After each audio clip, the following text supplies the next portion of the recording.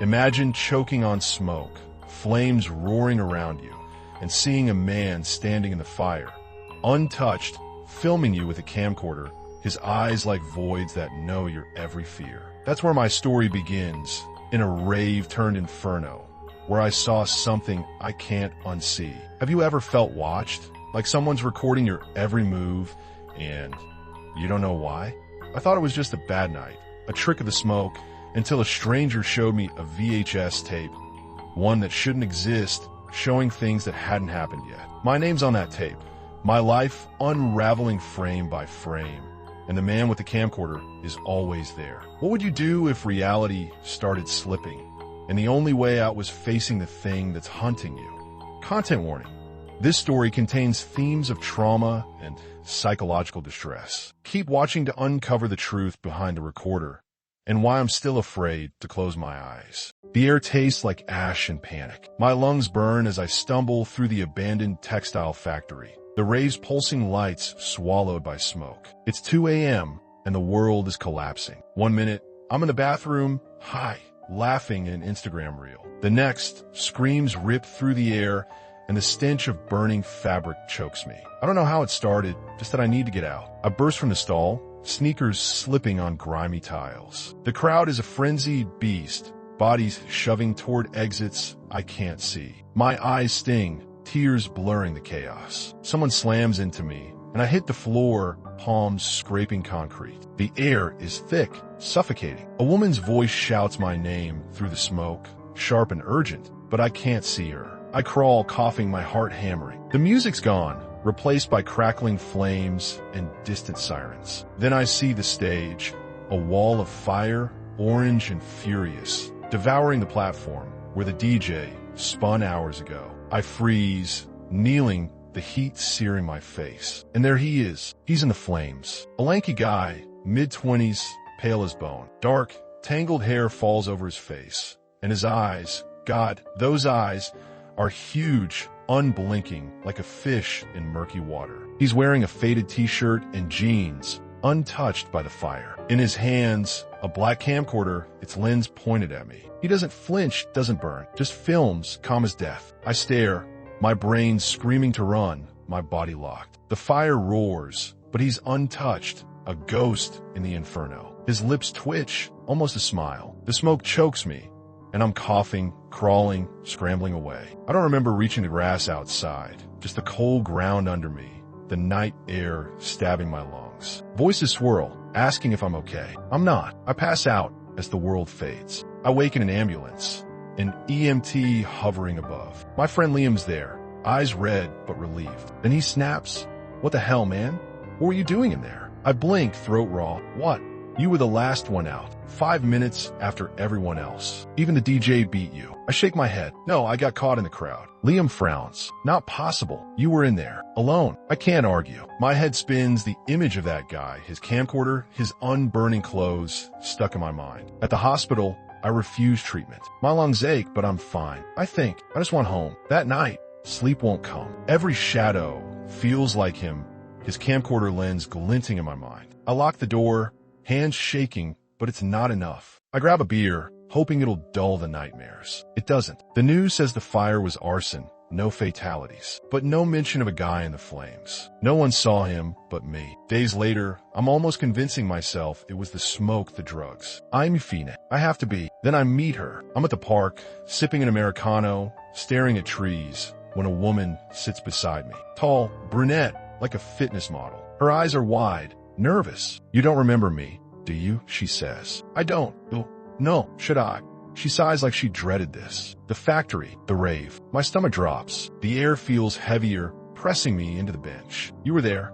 She nods. "I saw you, kneeling by the stage, staring into the fire. Like you were frozen. I tried to drag you out, but you wouldn't move. Like you were glued to the floor." I swallow, mouth dry. "How long was I there?" 30 seconds, maybe. The smoke was too much. She pauses, voice softer. "What were you looking at?" I can't answer. The memory of him floods back, and I'm shaking. She puts a hand on my arm, her touch cold, almost icy.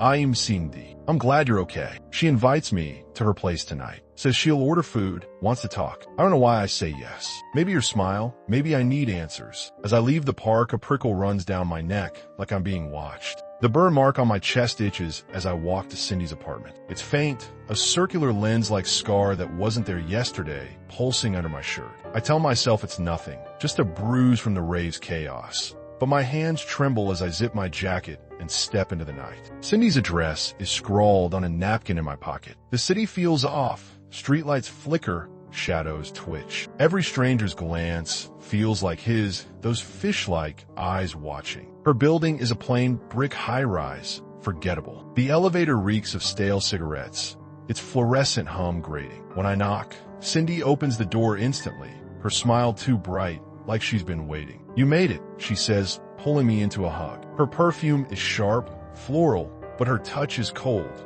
like winter air. A pendant hangs from her neck, a spiral, glinting like the mark on my chest. Her apartment is small, tidy, with a worn couch and a coffee table cluttered with takeout menus. 2 boxes of fried chicken sit on the counter, their greasy smell tempting despite the knot in my gut. Cindy grabs a beer for herself, offers me water. I accept, my throat too dry to argue. We settle on the couch, and she starts doing part 2, but I can't focus. The burn mark throbs, and I keep glancing at her, searching for something. Her spiral pendant catches the light, and my skin crawls. We eat, make small talk. She's warm, her laugh easy, but her questions have an edge. You're okay after the fire?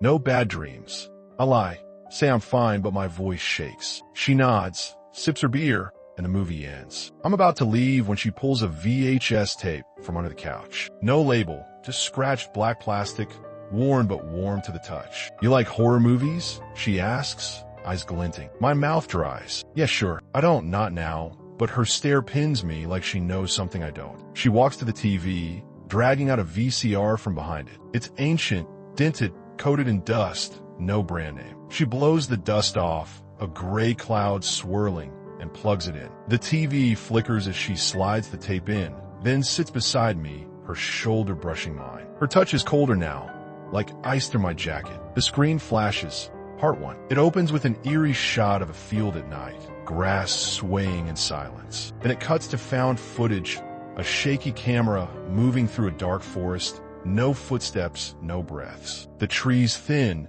and the camera pans to a building. The factory, its rusted walls and broken windows are unmistakable. My heart lurches, my nails digging into the couch. This can't be. It's just some old tape, right? But the camera moves inside, past graffiti, cracked concrete. The same dance floor, the bar, the stage. My breath catches as it lingers on the stage, a figure pouring gasoline. The smell hits me, a memory so vivid I gag. I rip away from Cindy and stand, knocking over my water. What is this? She looks up, amused like I'm slow to catch on. What? I thought you liked horror. Where'd you get this tape? My voice shakes too loud. She shrugs, her smile thin. I've always had it. What does that mean? Her smile fades, cold now. Sit down. Your scene's coming up. I don't. The screen shows the stage igniting, flames roaring. I'm back in that night, choking, staring at him. I bolt for the door, my sneakers pounding hardwood. Cindy calls after me, calm.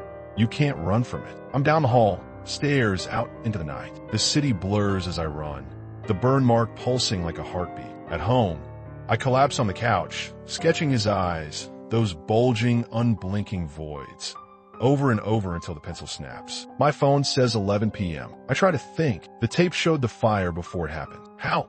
And Cindy, how did she know? I call my friend Jack, a cop. My words spill out. Cindy, the tape, the factory. I give him her address, beg him to check it. He's skeptical, but promises to look into it. I sit, hands trembling, the apartment too small, shadows too deep. I expect him in the corner, camcorder raised. Sleep feels like a trap, but exhaustion wins. Nightmares come. I'm in the factory, holding the camcorder, filming myself kneeling in flames, my face blank. I wake screaming, soaked in sweat. Morning brings a text from Jack. That address doesn't exist. You sure it's right? I confirm it.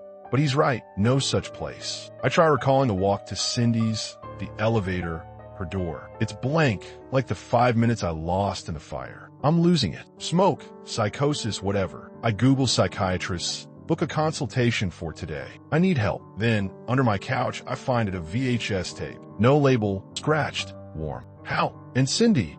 How did she know? I call my friend Jack, a cop. My words spill out. Cindy, the tape, the factory. I give him her address, beg him to check it. He's skeptical, but promises to look into it. I sit, hands trembling, the apartment too small, shadows too deep. I expect him in the corner, camcorder raised. Sleep feels like a trap, but exhaustion wins. Nightmares come. I'm in the factory, holding the camcorder, filming myself kneeling in flames, my face blank. I wake screaming, soaked in sweat. Morning brings a text from Jack. That address doesn't exist. You sure it's right? I confirm it, but he's right. No such place. I try recalling the walk to Cindy's, the elevator, her door. It's blank, like the 5 minutes I lost in the fire. I'm losing it. Smoke, psychosis, whatever. I Google psychiatrists, book a consultation for today. I need help. Then, under my couch, I find it a VHS tape. No label, scratched, warm. What about Cindy? The tape. Her pen pauses, spirals gleaming. The address didn't exist. You may have met someone,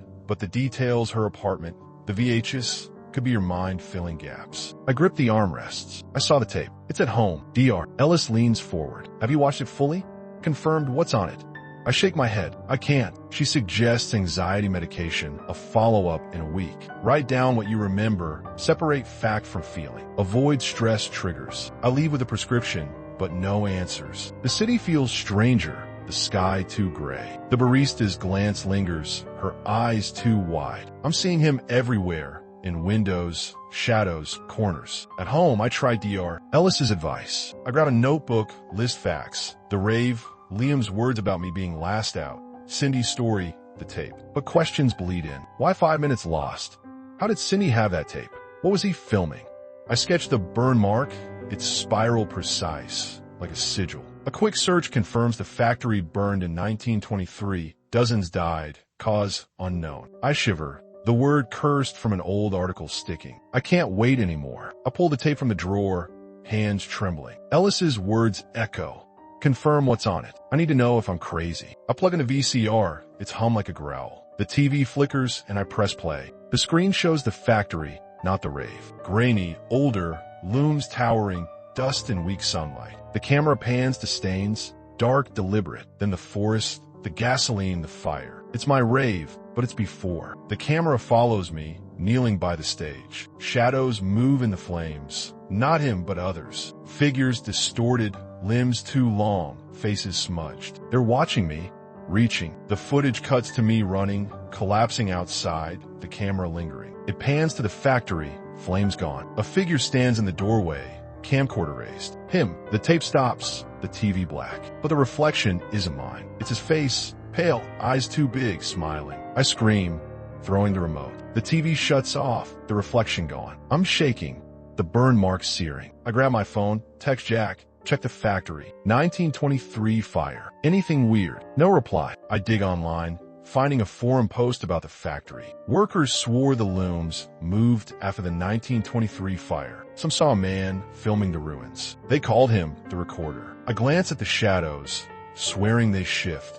His whirring faint in my ears. The burn mark pulses. This isn't psychosis. It's real. My phone buzzes. A voicemail. Unknown number. Cindy's voice, soft, cold. You didn't finish the tape. Part 2 is waiting. Cindy's voicemail haunts me. You didn't finish the tape. Part 2 is waiting. My phone's glow casts jagged shadows across my apartment.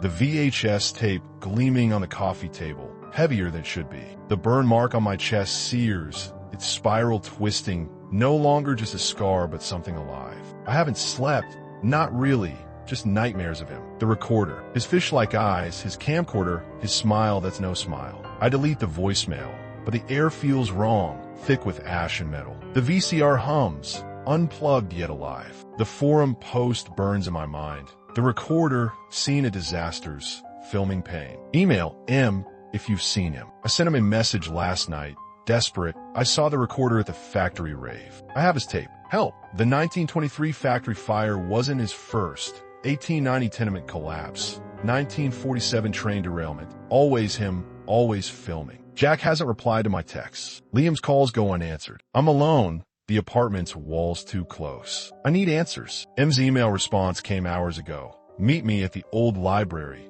9 p.m. Bring the tape. Don't watch it again. It's my only shot. The city is a blur as I reach the library. A crumbling relic, its windows boarded. My backpack weighs heavy with the tape. The burn marks screaming. It's 8:55 p.m. The air cold. The burn marks prickle constant. A figure steps from the shadows, hooded, face hidden. You brought it. Their voice is low, urgent. I nod, clutching my backpack. You're M. They glance around, nervous. I've seen him too. The recorder. He's not human. The tapes trap you. Feed him your fear. They pull back their hood, revealing a scarred face, eyes haunted. The mark on you.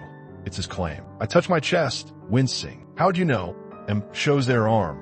A faded spiral scar like mine. Train derailment, 47. I watched his tape. Barely escaped. They pause. Voice grim. He feeds on suffering. The tapes make it worse. The library's our chance to stop him. Before I ask how, a low where cuts the night, a camcorder starting. M's eyes widen. He's here. I turn, and there he is, under streetlight, camcorder raised. His eyes burn through the dark, unblinking, voids that pull me in. M grabs my arm, dragging me toward the library. Run!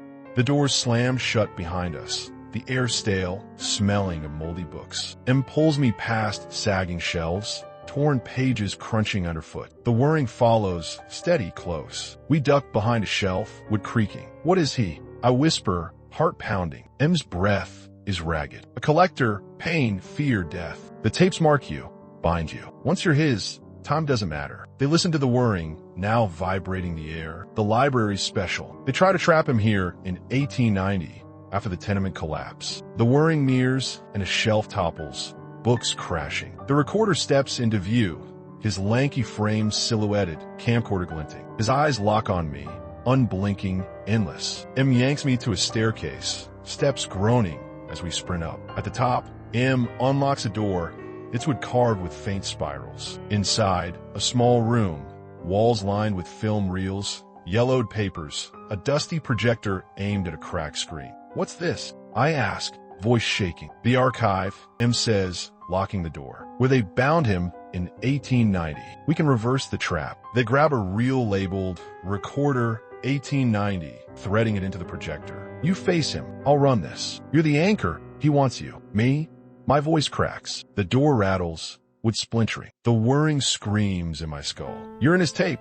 M says, fierce. Keep him distracted. The door bursts open. The recorder stands there, camcorder train on me. His eyes pull, the world narrowing to that lens. M starts the projector, the screen flickering with 1890 footage, a collapsed building, the recorder filming bodies. I step forward, legs shaking. What do you want? I scream, voice raw. He tilts his head, camcorder whirring, eyes burning. The burn mark sears and flashes hit. Me in the fire, me on the tape, me in moments I don't recall. A park, a street, always in filming. My life rewound I'm not just a victim, I'm his creation. The projector hums, the 1890 footage looping. The recorder twitches, his camcorder lowering, eyes flickering like a bad signal. M shouts, hold him there. I step closer, staring into those voids. You can't have me. I say a lie, but I say it. The projector's light flares, showing 1890 figures chanting, a spiral of light trapping him. He stumbles, form fraying. I grab the tape from my backpack,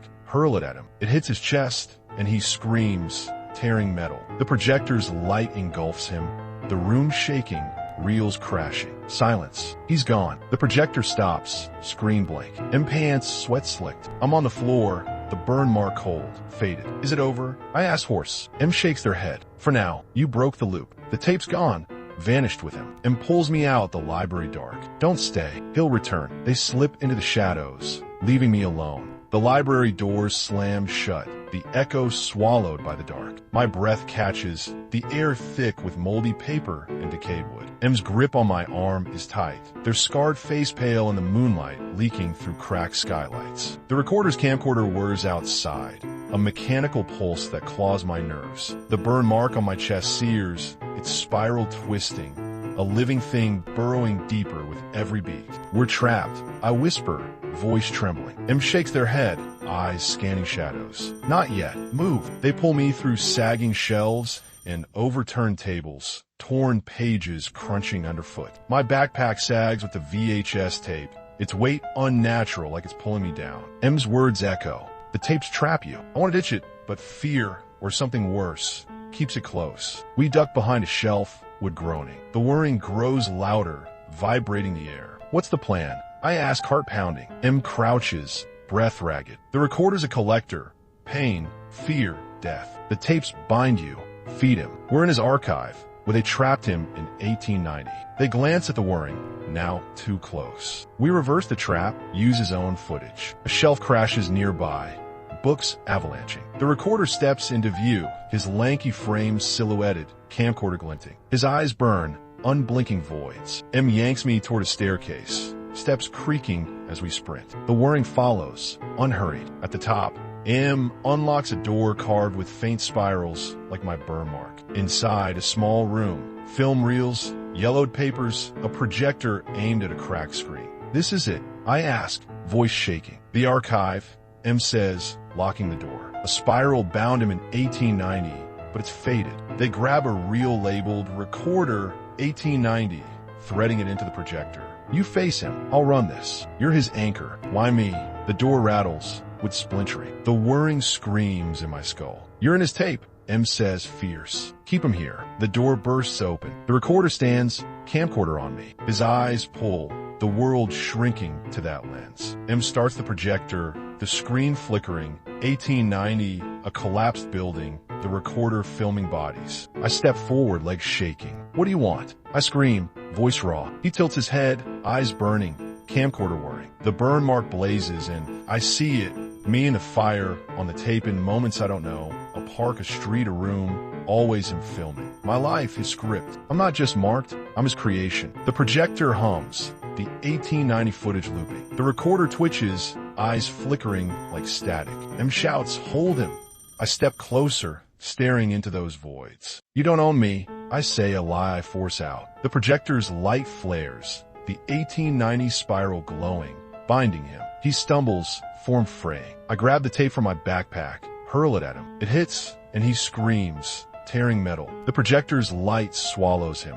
The room shaking, reels crashing. Silence. He's gone. The projector stops, screen blank. M pants, sweat slicked. I'm on the floor.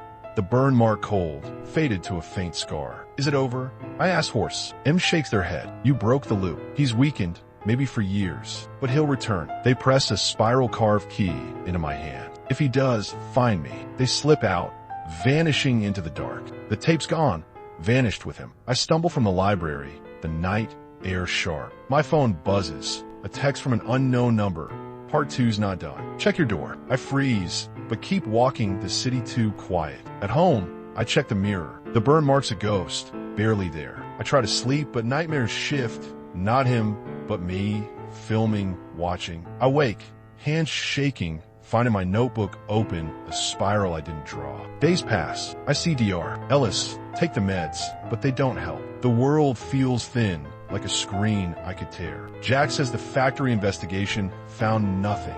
No arson, no recorder. Liam visits, but I don't tell him everything. I search for M, Cindy, answers, nothing. The forum post gone, the library sealed. A week later, I find it. A new VHS tape on my doorstep. No label, scratched, warm. I don't touch it. The TV flickers, static hissing. My face on the screen, kneeling, staring, burning. I grab the tape, run outside, and toss it into a dumpster, my heart pounding. I tell myself it's over, that I'm free. But at night, I feel his eyes, faint, waiting. I burn the new tape, watch the flames eat it until nothing remained. The burn mark's gone, just a faint scar I barely notice. I moved apartments, changed my number, avoided raves. Liam thinks I'm better, but I don't tell him about the nightmares. Me holding a camcorder, filming strangers, their fear feeding something I can't name. Ellis says it's trauma, but I see spirals everywhere. In coffee swirls, cracked pavement, my own sketches. I keep M's key hidden, its spiral cold against my skin. Sometimes I hear a faint whir, like a camera starting, but it's just the wind. I tell myself I'm free, that I weakened him, maybe for decades. But I check the doorstep every morning, holding my breath, knowing he's out there, waiting to film again.